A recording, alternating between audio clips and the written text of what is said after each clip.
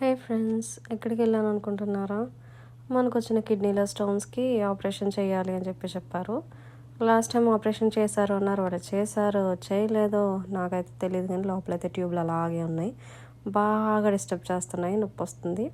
Anyhow వాళ్ళైతే మళ్ళీ phone చేసి హాస్పిటల్ రమ్మన్నారు. సో వెళ్ళాను.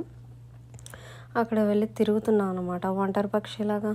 మనకి ఒక అటెండర్ లేరు, హెల్ప్ లేరు, సపోర్ట్ లేరు. తప్పదు. ఇలాంటి దేశాలకు వచ్చినప్పుడు అన్నీ మూసుకొని చేసుకోవాలి.